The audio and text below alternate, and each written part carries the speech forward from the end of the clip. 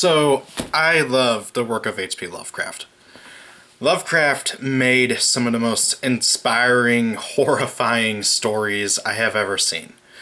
The mythos, the lore, the ideas of these unimaginable creatures that don't really care about us or anything else really, that because we're just so insignificant in the cosmic scale, is just, I know some people find it terrifying, but I find it fascinating.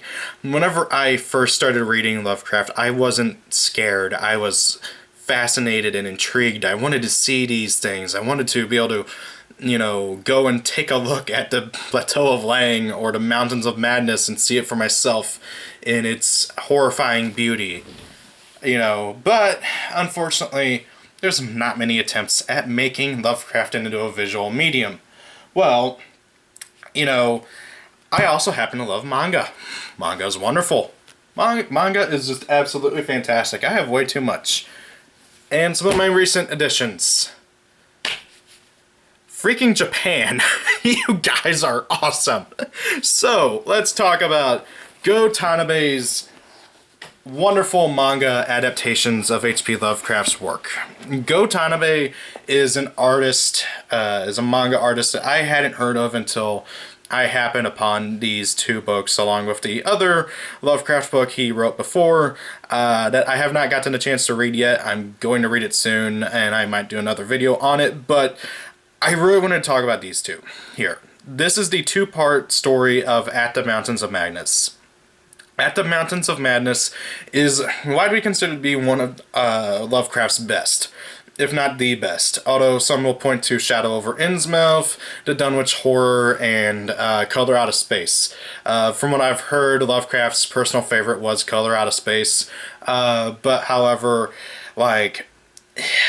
Mountains of Madness is probably my favorite. It's so cool. And it's wonderful to see this story finally realized in a visual medium. Go Tanabe did an amazing job at this. And I know he just recently announced that they're doing a Shadow over Innsmouth book as well. And I can't wait to see that as well. So I really wanted to highlight this and show it to you guys so that maybe, hopefully, you guys might find a new appreciation from one of the best horror authors out there. I know a lot of people really prefer to read manga more than anything else, and so due to that, I feel like that this is going to open it up a lot to a lot more people, and I can't wait to see what you guys think down below. So, first and foremost, what the heck is At the Mountains of Madness? At the Mountains of Madness takes place in the 1920s. It is or roughly in the 1920s, I believe. It might be the 30s. I can't remember, honestly, but because my brain's running a mile a minute, but I digress. So, it takes place in the early 1900s. And back then, we really did not know a lot about Antarctica. Heck, it's arguable we still don't, really, in all honesty. Antarctica is a huge mystery. It's a big chunk of ice with not much else there. Or so we think. There's a lot of theories out there, some fun ones I'm not going to delve into. But Lovecraft wanted to write a horror story about Antarctica, and basically a team of explorers going to Antarctica and, finding more than they bargained for. Basically, this team of explorers from multiple universities, most notably Arklum, and I think it was Westbrook or something. I can't remember. There's another big university that's in the Lovecraft mythos alongside the Arklum one, and they all go down into Antarctica to basically go dig for fossils. They try to follow a previous explorer's path, but however, thanks to having more technology than that previous explorer, they're able to do more, and they're able to go more, they're able to dig deeper. They find weirder and creepier things from hundreds of millions of years ago, and animals that don't seem like they're natural to Earth. You go and look at any depiction of creatures that lived in the Mesozoic era or like Cambrian era, and you're like, what the hell is that? How did that live here on Earth? And that's where this really comes from in what this is structured as, because as they're exploring, they happen upon these giant black mountains that are just all black all the way through, and they don't have any ice on them or anything, and it is absurd and weird and something that no one thinks that should actually exist or anything like that. And they go and explore there, they find the ruins of an ancient civilization, and that maybe isn't so dead. This, I don't want to spoil too much, because I really want you guys to go and read it. It's such a wonderful, freaky, horrifying story with beautiful illustrations by Go Tanabe. Seriously, this guy puts so much detail into every panel and page. The facial expressions are really good. The lighting and shadowing is really just fantastic. The designs of the creatures, there's two main creatures that are important to the story of At the Mountains of Madness, the Shoggoths and the Elder Things. And these two creatures, you know, they were basically, they were made to be a near indescribable, weird of star things that don't look like anything from Earth, and that's probably because they aren't. I'm not going to go into too much detail, although you can probably guess how it all goes, but like the detail of the art and everything is just absolutely fantastic. You get little excerpts of straight from the book and everything from the original story. It's just so captivating and everything. The art is astounding with the detail and the resolution and how trippy things get with Lovecraft. He does an amazing job of encapsulating it, and I gotta say, this cover's like one of my favorites. Like, in certain lighting you can't see anything, and then whenever you get the lighting at a certain point you can see everything, and it's like, oh. It's like, oh, are you mad? Is there anything there? What? Huh? No, now there's nothing. There's nothing there.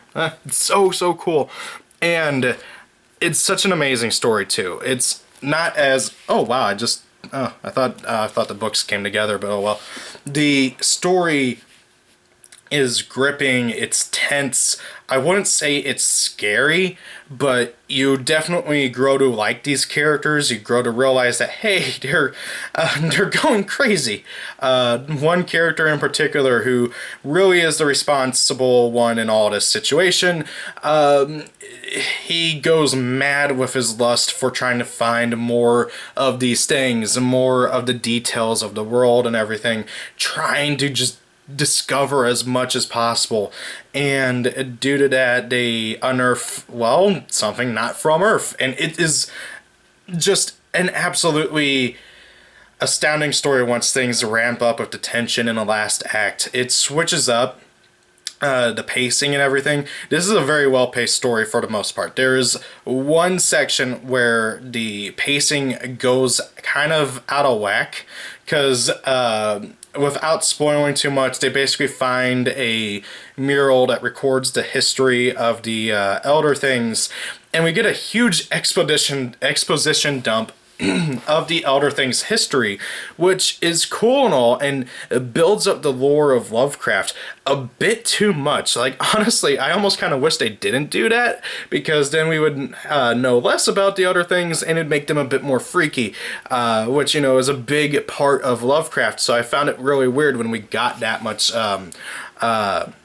of an exposition dump. I have not read the original story yet myself. I'm inching my way through the big collector's edition of like all of Lovecraft's stuff. I can't wait to get to the full book, because from what I've read, this is a pretty good, almost one-to-one adaptation. It's told in a bit of a different way than the original story, but it's fine for that, because you still get the same beats in the story and everything. This is an absolutely fantastic adaptation. It's wonderful. It is eerie. It's creepy. The art, again, is just absolutely astounding. Trying not to spoil or anything. It gets tough not to spoil anything because of I want you guys to go and take a look at it. This is a great story written by, drawn by a great artist, and I love H.P. Lovecraft stories. I just want more people to experience it.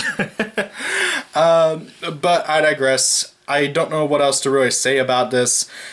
I'm trying out a different format for reviewing manga and stuff like that because I figure it's better to actually show you everything rather than just my ugly mug whenever reviewing a manga.